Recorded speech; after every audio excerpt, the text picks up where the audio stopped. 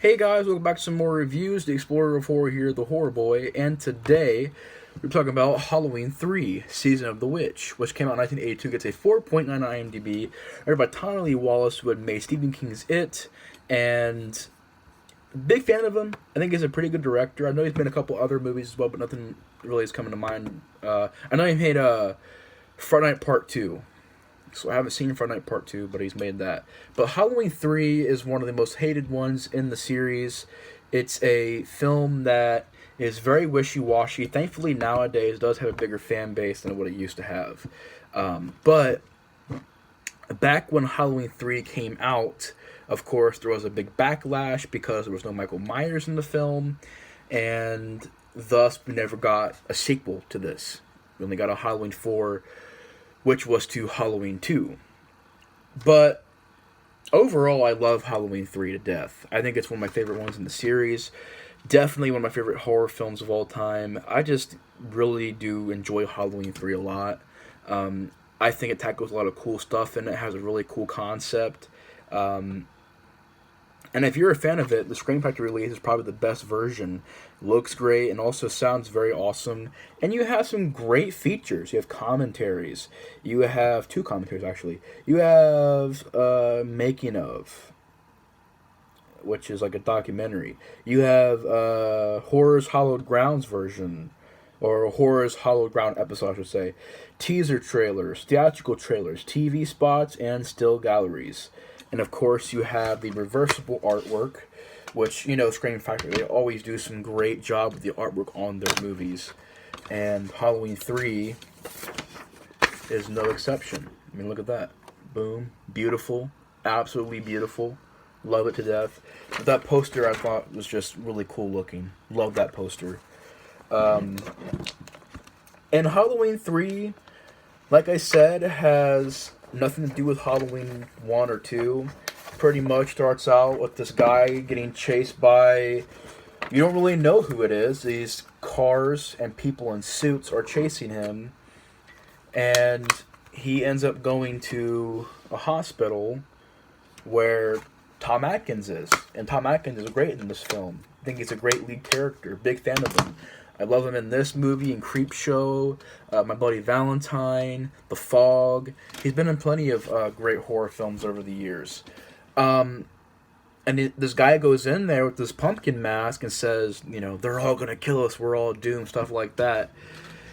And later on that night, he ends up getting killed by a guy in a suit who walks in and, like, grabs his, like, nose right here, crushes his skull, and, like, just pulls, just messes up his entire face.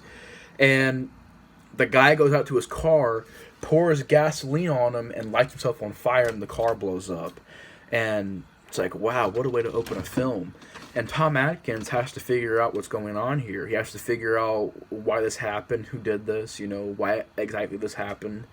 And the daughter of the guy that got killed joins him, and they end up going out to this place where Silver Shamrock, a mask making company, they go, I don't remember where it's at, but they go to this place where these masks are made, and where this company Silver Shamrock is. And you have the jingle that's in their commercials, you know, Happy, Happy Halloween, Silver Shamrock, which is classic, absolutely classic. And they go out there, the townspeople are very strange, this town is very looming and very weird. And people start getting killed, people start disappearing. You pretty much find out that there's this guy named Cochran, and he's played by Daniel Hurley from RoboCop, and he is pretty much this guy who's a very evil guy. He makes these masks. These little logos on the mask have pieces of Stonehenge in them, and through like witchcraft, they're going to make this event happen on Earth where once the horror-thon happens on TV, which is the big countdown, when this event happens, it's going to kill all the kids on the planet. And Tom Atkins finds out about this. You have these robots in there, cyborgs, which is pretty crazy. You got people being like pick at this logo, and a laser shoots out, hits them right in the face, and peels back their face. You have people getting their heads ripped off. It's like really crazy, awesome plot. And pretty much Tom Atkins gets kidnapped by these people, and while he's in there, he escapes and fights back. He's trying to stop this company from doing this, so he's a very likable character. You know, he's trying to warn people about what's going on, but nobody wants to listen to him. And he pretty much stops them by dumping these logos and starting this machine up, and pretty much makes the entire area, facility, blow up. And, you know, the girl that he has with him ends up being like a cyborg, and he has to kill her as well. Goes to this gas station or whatever, and is telling the guy, give me your phone, give me your phone. Calls the TV people, the people who are in the TV station, stuff like that. Calls them, it's like, you know, you gotta turn these channels off. People are gonna die, you know, and he's telling them, turn off this channel, and one goes off. And he's like, oh, turn the other one off. The other one goes off. And then there's one more channel left, and it won't turn off, and he's like, you know, stop it now, stop it! The movie ends, and you don't know, did it stop, did it not, you know, what happened. And to get more in depth in the film, I just really do love Halloween 3. I've loved it since the first time I ever watched it. There was never a moment in my life where I watched Halloween 3 and hated it, or despised it, or thought it was a stupid movie. From day one, man, I found it on VHS way back in the day, and I don't know how I found it on VHS, because back then it was like Halloween 3 only had 1 or 2 DVDs. It was really bad ones by Universal and Good Times, and they were nothing. They had no features at all. And I found a VHS tape, watched it. It looks fantastic on VHS. Preferably, I prefer Blu-ray because I like the way how it's clear and stuff like that, but it does look pretty good on VHS, pretty retro.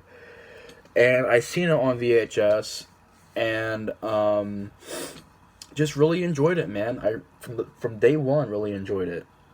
And you know, I think that there are certain things in the plot that I love. Does it have problems? Yeah, I mean, there's the weird thing where it's like, okay, Stacey Nelkin as Ellie, she's like this young 20-year-old chick falling in love with Tom Atkins, who is like in his 40s, and he's using cheesy pickup lines, and she's like all romantic for him. She even brings like a fucking dress, like one of those silk see-through dresses that, you know, women get to, like, you know, to look sexy. I'm like, where the fuck did this come from, you know? And it's like, her dad died like 2 days ago, 3 days ago, and she's like already starting to go out there and you know, get with Tom Atkins. Like, where the fuck did that come from?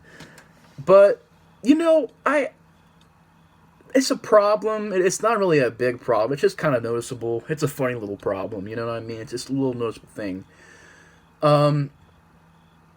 I would say that's probably the only Oh yeah, and the other problem, the family that you see in the movie, they get killed by one of the masks. Dude, the acting is so bad. They're like this generic, really generic family with some bad acting from all of them. The husband, the wife, the kid, all horrible actors. I don't care.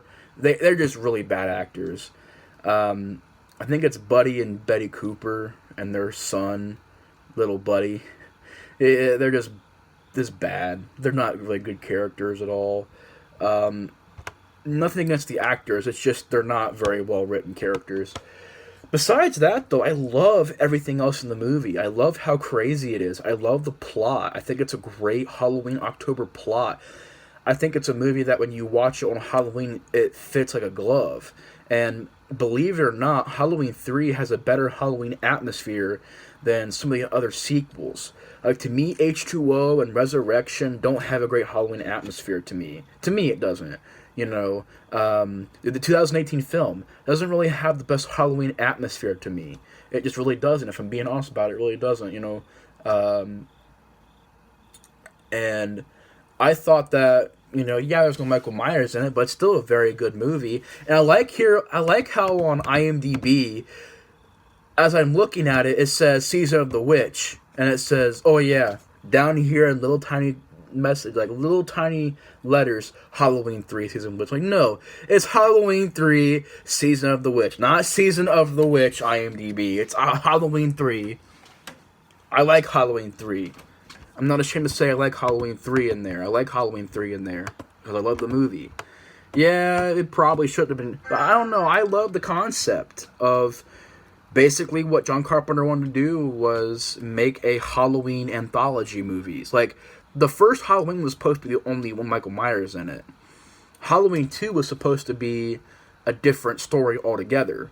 Then Halloween 3, then Halloween 4. But instead they made Halloween 1 and 2, and Michael Myers was such a big popular character that when you make a Halloween 3 and you finally do that concept, now people want to see Michael Myers come back. They don't want to see this plot, which I like the plot, but I can kind of understand how back in the day you make two movies that establish Michael Myers as a big character, then you make Halloween 3 and it's not like that. But I love the idea of it. I love how it was supposed to be an anthology, like, where every year is a different film set on Halloween. I love that.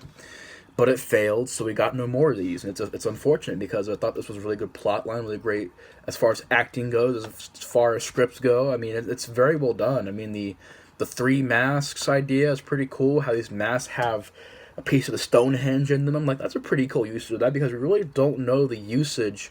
We don't know a lot about the Stonehenges. So to use it in a plot like that, I thought was pretty smart. And the practical effects in the movie are very well done. Like I said, people getting their head ripped off. A guy gets his face all messed up. There's a scene where, like I said, a girl gets her face peeled back with a laser and there's bugs coming out of it, live bugs. And there's a scene in this movie that I thought really cemented this film as a classic to me. Because it is a classic to me. This is definitely a classic horror film. Is where there's this scene where the family is in this room. That annoying family I was telling you guys about. That family is in a room, and the Silver Shamrock commercial comes on, and the kid's wearing the mask. And the mask just rots away, and he falls down, and real bugs and rattlesnakes and insects, real, not CGI, but real. The kid dies, and these bugs and snakes come out of his mask and kill the family. Brutal scene. Very, very dark scene. And Dan O'Hurley's speech about, Halloween, it's the witches and goblins, and we're going to play the ultimate trick on the world. It's a very, very grim plot. It's like, wow, that's a very dark plot. And very, took him a lot of balls to do that, just to say, yeah, this is a plot where the entire planet's kids and families are going to get killed if Tom Atkins doesn't save the day, pretty much. And it's a really, really well done plot. And I love the music. The music is beautiful in this movie. I do want to find the soundtrack of this movie one day. It's beautiful. It sounds unique. It's not like it's a Halloween Michael Myers score. It's a whole different score. And it sounds beautiful. The opening credits, the chase scenes, the quiet scenes. The score is very well done in that aspect. I think it's filmed very well. It's lit very well. The scenes look amazing. It feels so Carpenter. And Tommy Lee Wallace, I know, was I know he was friends with John Carpenter, and him and John Carpenter were really involved with this film. And so he really did know how to do that lighting and camera work like John Carpenter does. And there's just some iconic things in it, like the mask, the Stonehenge stuff, that death scene where the kid pretty much his head rots and the bugs come out, the laser being shot out and it like peeling back her face. It's all very well done. I think Tom Atkins is a great actor in the film. Does a great job as the lead, and I have a lot of fun with the movie. I think it's a great horror film that's definitely a classic in my opinion. It gets a lot of hate, but I don't understand it. It's very underrated. Very, very great horror film that I thoroughly enjoy. And I think is a great watch for October. I mean, this movie matches October like I said, it fits it like a glove, and it's just one of my favorite films of the Halloween season to watch. And overall, just a very well done movie. And if you're a fan, get this Blu-ray. This Blu-ray has a lot of features. Great restoration with the picture and sound. Has commentaries. Has documentaries. All kinds of cool stuff. And yeah, overall, Halloween 3, underrated. I love it to death. I think it's a great film. Definitely one of my favorites in the series. But anyways, that's pretty much my review of Halloween 3, Season of the Witch. Hope you guys with the review. And I'll see you guys later for my review on Halloween 4, The Return of Michael Myers. And again, hope you guys know the review. I'll see you guys later. The Explorer 4 is out. See you guys later. Bye.